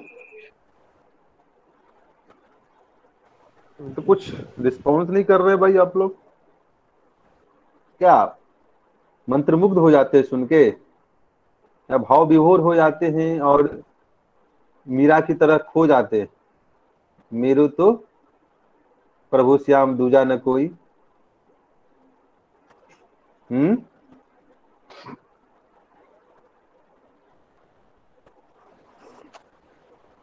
बोलिए। बातें स्पष्ट हुई?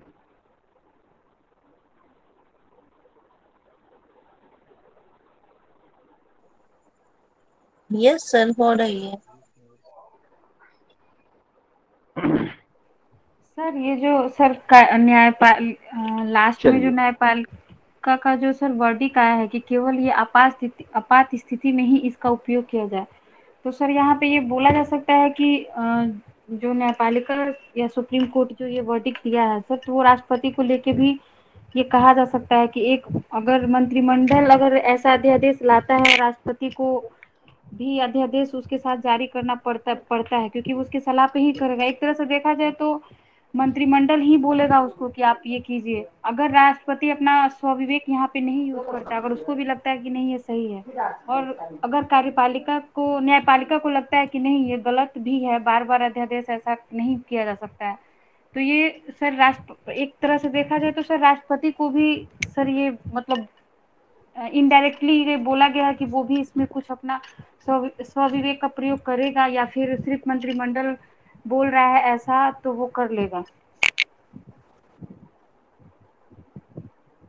ऐसा कुछ नहीं। देखिए, कार्यपालिका का मतलब ही यही होता है कि वो राष्ट्रपति के अधीन हो रहा है, ठीक है।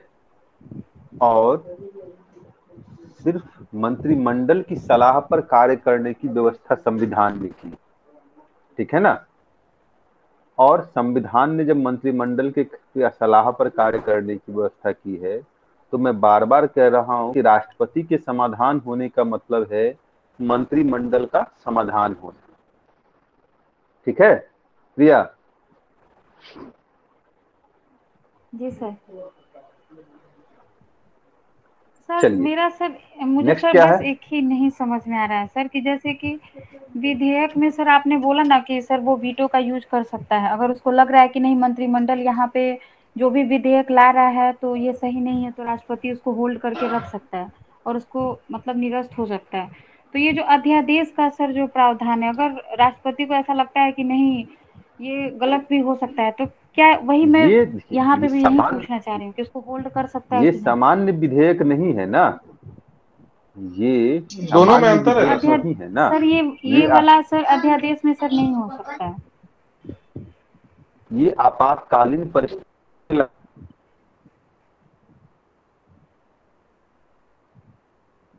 बट सर ये बोला गया है ना सर कि आपातकालीन परिस्थिति है, लेकिन कभी कभी मंत्रिमंडल इसका मिसयूज भी करता है। ये मिसयूज करने के लिए ही लाया जाता है, यूज करने के लिए तो वो है ये विधायी शक्ति जो है आपातकालीन वहां से करा के समान विधेयक। तो क्या ये सर यहाँ पे आपातकालीन राष्ट्रपति सर यहाँ पे परिस्थितियों कुछ कर नहीं सकता है कि हर जगह राष्ट्रपति कुछ करने की जरूरत नहीं है, ठीक है। बस इतना याद रखिए कि राष्ट्रपति को समाधान हो जाए। राष्ट्रपति के समाधान होने का मतलब है मंत्रिमंडल का समाधान होना, और मंत्रिमंडल की सलाह पर राष्ट्रपति कार्य करने के लिए बाध्य है, ठीक है। जी सर। एक क्वेश्चन था सर, चलिए। क्या अध्यादेश हाँ को बोलिए सुमित। न्यायपालिका अपने स्तर से उसका पुनर्विलोकन कर सकता है या फिर उसको रोक सकता है सर? बिल्कुल समीक्षा कर सकती है, समीक्षा कर सकती है, रोक नहीं सकती ना समीक्षा उसे। कर सकते हैं, समीक्षा कर बिल्कुल सकती कर है सकती बस। है समीक्षा। तो तभी तो उसमें कोई डीसी फेरबदल बाघवाबाद क्यों आया? सलाह डीसी नहीं, तो उसमें अगर डीसी सलाह दे तो उसमें बाघवाबाद कुछ क्यों चेंजेस आया? आ सकता है ना सर, समझे? हाँ हाँ, तो नहीं, वो चीजें नहीं कर सकती है ठीक न्यायपालिका, ठीक, थैंक यू। ठीक है। उसको अगर लगता है कि ये जो संवैधानिक प्रोविजन है उसके अगर विपरीत है, तो ऐसी परिस्थिति में वो उसे निरस्त कर सकती है, उसे गैर संवैधानिक घोषित कर सकती है, ठीक है।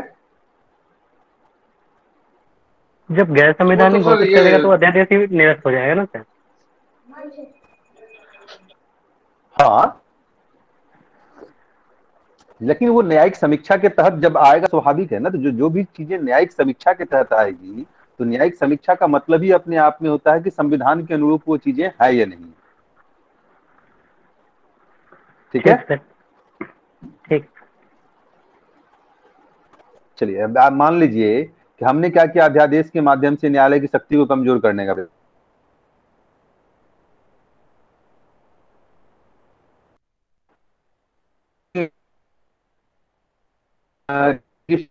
है उसकी,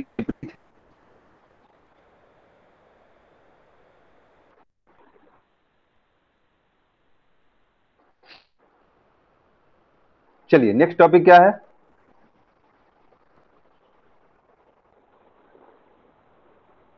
सर क्षमादान से संबंधित विवाद।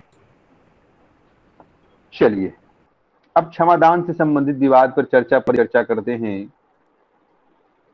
राष्ट्रपति को कितने क्षमादान की शक्तियां प्राप्त हैं?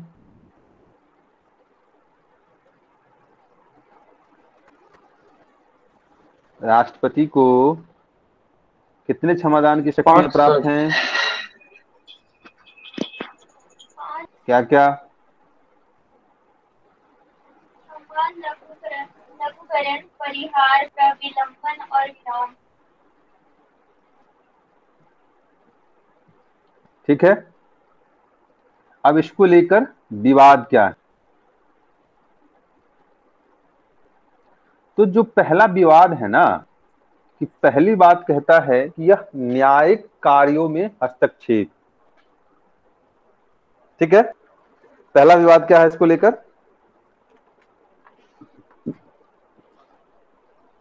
क्या विवाद है पहला? न्यायिक कार्यों में हस्तक्षेप। बोलिए। उधर मृत्युदंड सुना दिया, क्षमा कर दिए। क्योंकि हाँ, क्यों? क्योंकि न्याय देना न्यायपालिका का कार्य, न कि कार्यपालिका का कार्य।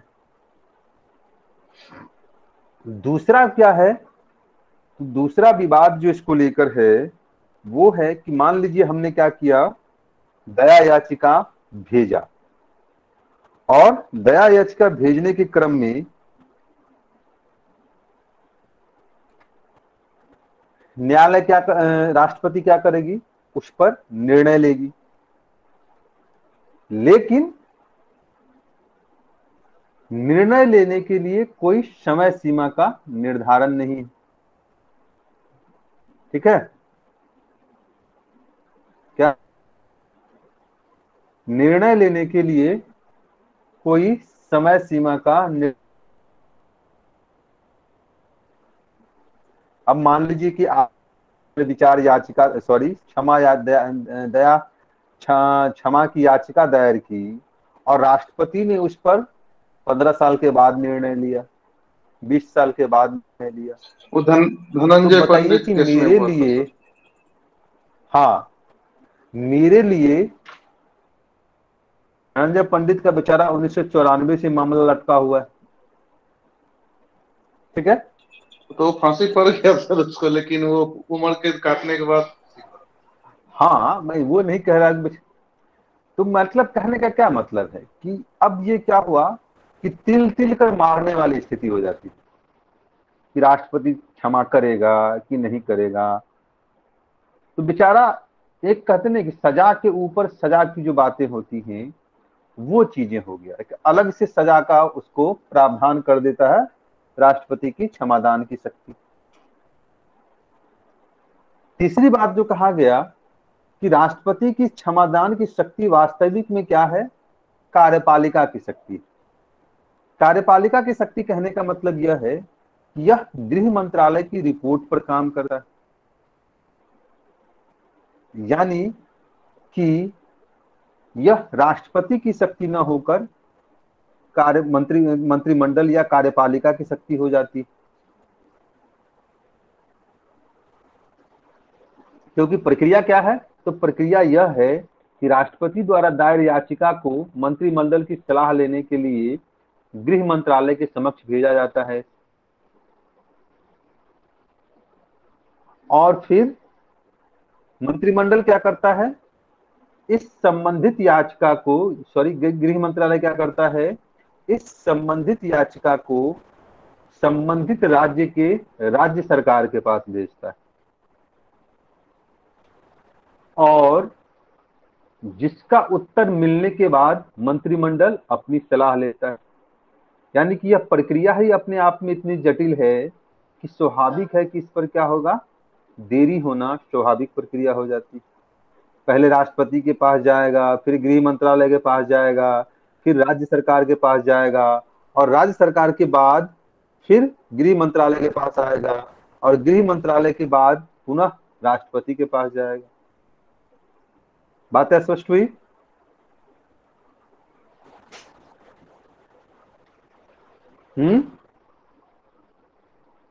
जी सर। चलिए, और तीसरी बात कहा गया कि अब इसका समाधान क्या होना चाहिए। तो समाधान को लेकर जो एक बात कही गई, और वो बात ये था कि या तो हमें क्या करना चाहिए, इसको क्षमादान की जो शक्ति है राष्ट्रपति की, उसका समाप्त कर देना चाहिए,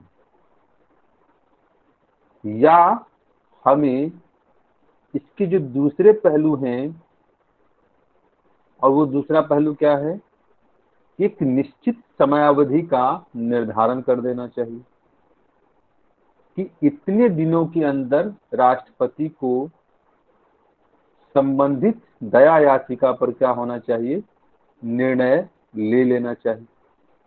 ठीक है, बातें स्पष्ट हुई? बोलिए। जी सर। हाँ बोलिए, कुछ बोल रहे थे। फिर से सर थोड़ा सा। देखिए, इसमें दो बातें कही गई, या तो हमें क्या करना होगा, इसको समाप्त कर देना चाहिए, या हमें इसको लेकर एक निश्चित समयावधि का निर्धारण कर देना चाहिए। और वो आइडियल जो समयावधि कहा गया वो 6 महीने, शायद जहां तक मैं रिकॉल कर पा रहा हूँ, 6 महीने के अंदर आपको संबंधित दया याचिका पर निर्णय लेकर उसे या तो खारिज कर दीजिए या उसे रिलीज कर दीजिए। बात स्पष्ट हो गई? अभी क्या है, अभी समयावधि का उल्लेख नहीं, और इस निश्चित समयावधि का संवैधानिक रूप से उल्लेख न होने के जो है राज्य सरकार, जो सरकारें हैं वो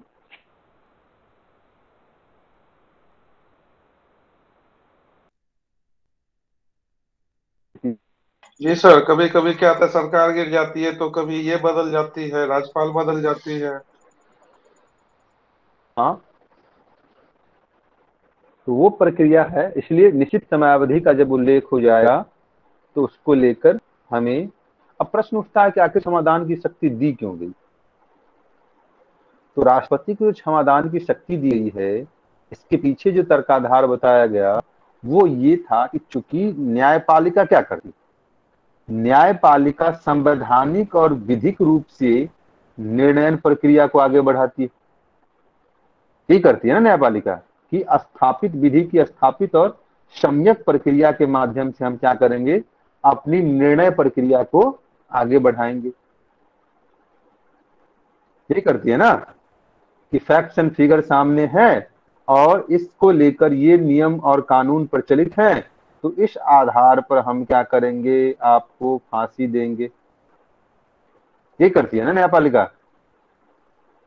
जी सर, तमाम सबूतों और गवाहों के बयान के आधार पर को मद्देनजर रखते हुए। तो ऐसी परिस्थिति में कहा गया कि न्यायपालिका क्या करती है, संवैधानिक और विधिक के स्थापित प्रक्रिया का अनुपालन करती है। तो इससे कहीं न कहीं मानवीय पक्ष जो है वो पीछे छूट जाता है इसमें, या न्यायालय से अगर कोई भूल हो गई है तो वो भी पीछे छूट जाता है। तो ऐसी परिस्थिति में हमने क्या किया, राष्ट्रपति और राज्यपाल को क्षमादान की शक्ति दी, ताकि वो क्या करे, मानवीय पहलुओं को ध्यान में रखकर निर्णय प्रक्रिया को आगे बढ़ाए। अब मान लीजिए कि 10 सदस्यीय परिवार है, उस परिवार में 5-6 छोटे छोटे बच्चे हैं, और ऐसी परिस्थिति में कोई कमाने वाला नहीं है, वो परिवार क्या होगा, रोड पर आ जाएगा। तो ऐसी परिस्थिति में क्या होता है, राष्ट्रपति उसके परिवार की आर्थिक स्थिति को देखते हुए, उस परिवार के जो गुजर बसर हैं, सभी पहलुओं को ध्यान में रखकर, उसके मानवीय पक्षों को ध्यान में रखकर क्या करती है, निर्णय लेती है। बात स्पष्ट हुई? लेकिन अभी तो सर वो लेडीज को तो कहाँ राष्ट्रपति बोले नहीं, आपको क्षमादान नहीं मिलेगा, जो एक ही परिवार के 5 या 6 सदस्य की हत्या कर देते। हे भगवान, अब ये वो भी तो यही बोली थी पर निर्भर है ना। हमने क्या कहा कि गिरी नहीं, मैं वो ठीक है, नहीं मैं सर वो नहीं कर रहे हैं, जो करने का मतलब ये कह है। रहे हैं, हाँ, वो गृह मंत्रालय के नजर में ऐसा नहीं लगा होगा उसे, सीधी सी बात है। हाँ, तो वो भी ये हवाला दी कि मेरे जो है छोटे छोटे बच्चे हैं और मैं विडो हूँ, तो राष्ट्रपति बोले नहीं, आपका अपराध बहुत जघन्य है। हाँ, वो प्रकृति पर भी निर्भर करता है ना, कि अपराध की प्रकृति कैसी। तो इस तरीके से राष्ट्रपति से जुड़ी हुई सारी बातें हाँ, राष्ट्रपति की जो कार्य और शक्तियों का जब वर्णन कीजिएगा ना आप लोग, तो उसमें कार्यकारी शक्तियां उसकी क्या हैं, विधायी शक्तियां क्या हैं, ठीक है, इसके अलावा वित्तीय शक्तियां क्या हैं, न्यायिक शक्तियां क्या है, कूटनीतिक शक्तियां क्या है, सैन्य शक्तियां क्या है, आपातकालीन शक्तियां क्या हैं। इतने संदर्भों में हमें क्या करना है, राष्ट्रपति के कार्य एवं शक्तियों का वर्णन करना है। ठीक है, क्या क्या कहा हमने, कार्यकारी, विधायी, वित्तीय, न्यायिक, कूटनीतिक, सैन्य और आपातकालीन शक्तियां। सर कूटनीतिक तो पढ़े ही नहीं है सर, बुक में नहीं देखे। कूटनीतिक शक्तियों का मतलब क्या होता है कि जितने भी द्विपक्षीय संबंध होंगे, अंतर्राष्ट्रीय संधियां होंगी, ठीक है, ये सभी के सभी राष्ट्रपति के नाम से होगी। ठीक है जी सर। बस जो प्रशस्ति पत्र राजदूत की नियुक्ति है, उच्चायुक्त तो हाँ, राजदूत है, उच्चायुक्त नियुक्ति क्या करना है, उसको संबंधित उच्चायुक्त और राजदूत को भारत में, ये सभी चीजें के पूर्वानुमति। बच्चे संतोष सर, बच्चे इतना सफाई से इनकार कर जाते हैं, है ना संतोष सर, करे कि बच्चे इतने सफाई से इनकार कर देते हैं, सर हमने तो पढ़ा ही नहीं है। किसने नहीं पढ़ा है नीरज? सर ये विदेशी संबंध तो पढ़े हैं सर, अंतर्राष्ट्रीय संबंध में भारत की भूमिका तो क्या है, कूटनीतिक शक्तियां ही है ना। हाँ सर, कूटनीतिक जहाँ भी देखते हैं तो ये प्रधानमंत्री की बात आती है, प्रधानमंत्री की कूटनीतिक नीति। तो प्रधानमंत्री उसको करता धरता है ना, लेकिन मेन नाम तो राष्ट्रपति का ही होता है ना, स्वीकारोक्ति राष्ट्रपति की ही होती है। किसी भी देश से जो है मीटिंग करते हैं, हस्ताक्षर करते हैं, संबंध स्थापित करते हैं, तो कौन किसके नाम पर? वो तो राष्ट्रपति के नाम पे होता है। भारत की विदेश नीति का जो निर्धारण होता है वो किसके नाम पे होता है? अक्सर ये जो 2+2 3+3 जो होता है वार्ता सर, सभी भी राष्ट्रपति का ही होता है, राष्ट्रपति के नाम से होता है। विदेश मंत्री भाग ले लेते हैं तो वो भी राष्ट्रपति के नाम से ही। आप लोग को पहले ही बताया गया था कि पॉलिटी इसलिए स्टार्ट किया गया है यहाँ पे कि आपका जो है मेंस में पॉलिटी स्टार्ट हो रहा है ना, इसलिए पॉलिटी स्टार्ट किया गया है। तो वहाँ पे है कि आप लोग थोड़ा सा है कि अच्छे से पढ़ेंगे तो यहाँ पे डायरेक्ट बेनिफिट मिलेगा। दूसरी चीज है कि माइंड हमेशा खोल के रखिए। यहाँ भी देखते हैं कि सर कि पूछते रहते हैं, आप लोग बोलते ही नहीं है, सोचते हैं कि हम चुप रहेंगे कोई और बोल ही लेगा। उसमें सुशील बेचारे बोल लेते हैं, उनको मौका मिलता है, जब भी देखते हैं सुशील को मौका मिलता है, छोटा भी गैप मिलता है वो बोलते हैं। तो क्वेश्चन राइज कीजिए, आंसर अगर राइज किए हुए क्वेश्चन सर के द्वारा तो उसको डिलीवर्ड कीजिए आंसर्स को, है ना, रिस्पॉन्सिबल बनिए, है ना। सल्फर देखा है, वो क्विक रिएक्शन देता है, पता है आपको। तो आप लोग व्यवहार कैसे करें पत्थर की तरह, सर बोल बोल के थक जाते हैं, पूछ के थक जाते हैं, जवाब ही नहीं मिलता है। शंख बजने का इंतजार करते हैं सर कि कब छुट्टी है, और लास्ट में वो सर खुद ही कहते हैं अच्छा ठीक है, मैं नहीं सुन रहे हैं तो मैं ही बोल देता हूँ, है ना। तो बोला कीजिए, जब तक सीधी सी बात है कि नहीं बोलेंगे क्या होगा, बहुत तो है कि गलत बोलेंगे, यही हो सकता है ना। और गलत होने पे ऐसा थोड़ा है कि ये सर डांटते हैं आपको, नहीं डांटते हैं क्या, नहीं डांटते हैं।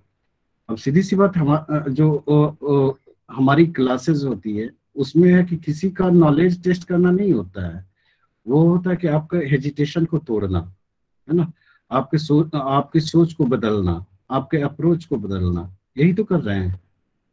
तो अब नहीं, अब है कि वैसे ही अप्रोच बनाए रखिएगा कि सर बोलते रहे हम चुप रहे हैं, है ना, सर क्वेश्चन करते रहे और चुप रहे। सर कंटिन्यू कीजिए।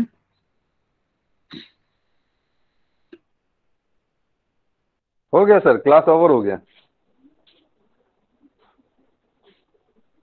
और राष्ट्रपति से फीडबैक संबंधित बच्चे सारी बातें समाप्त हो गई अब।